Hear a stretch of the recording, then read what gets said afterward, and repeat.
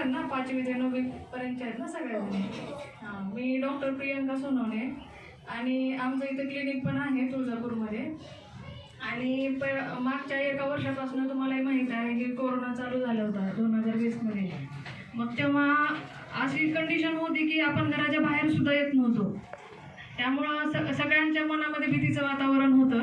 पण त्यातून जेव्हा आम्हाला ऑफर आली की तुम्ही कोविडमध्ये सेवा देता का आपल्या इथल्या सिव्हिल हॉस्पिटलमध्ये, तेव्हा मग मी विचार केला की आपण म्हणजे एरवी तरी चांगल्या परिस्थितीत तर आम्ही सेवा करतोच किंवा आम्ही क्लिनिक करतो, पेशंट करतो, पण अशा वेळेला आपली खरी गरज समाजाला आहे हा विचार तेव्हा केला. तेव्हा असा विचार नाही केला की आपल्याला कोविड झाला तर आपल्या घरच्यांचं काय होईल, किंवा तेव्हा कंडिशन पण अशी होती की सिरियस पेशंट पाहिजे.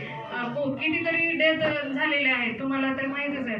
त्यामुळं खूप अशी वाईट कंडिशन होती त्यावेळेला. जेव्हा आम्ही विचार केला की बाबा आपण कोविड पेशंट ट्रीट करायचे, तेव्हा स्टार्टिंगला जेव्हा आम्ही गेलो म्हणजे इथं आपण 124चं जे कोविड सेंटर आहे तिथे आम्ही जॉईन झालेलो होतो पहिल्यांदा. तिथे गेल्यानंतर स्वतः आम्हालाच खूप भीती वाटत होती की एकदम पेशंट एकदम लांब असे थांबायचे, लाईनला थांबायचे, असे त्यांच्यामध्ये डिस्टन्स असायचा. तेव्हा आम्हालाच वाटायचं की आपल्याला झालं तर आपण काय करणार, ही एक भीती होती. पण एक थोडेसे दिवस गेल्यानंतर आम्हाला लक्षात आलं की नाही कडे आपण जर घाबरून नाही चालणार, आपल्याला त्यांच्यासाठी करायचं हे. मग नंतर आम्ही 3-3, 4-4 मास्क घालायचो स्वतःच्या प्रोटेक्शनसाठी, कारण आपल्याला झालं तर आपण त्यांना काय ट्रीट करणार ना. मग त्यानंतर असं करत करत आम्ही 1.5 वर्षाचा काळ जो होता कोरोनाचा, तेवढा काळ आम्ही कोरोनाच्या पेशंटच्या कॉन्टॅक्टमध्ये होतो. पण आम्हाला जेव्हा कोविड झाला, आम्ही दोघंही पॉझिटिव्ह आलेले होतो.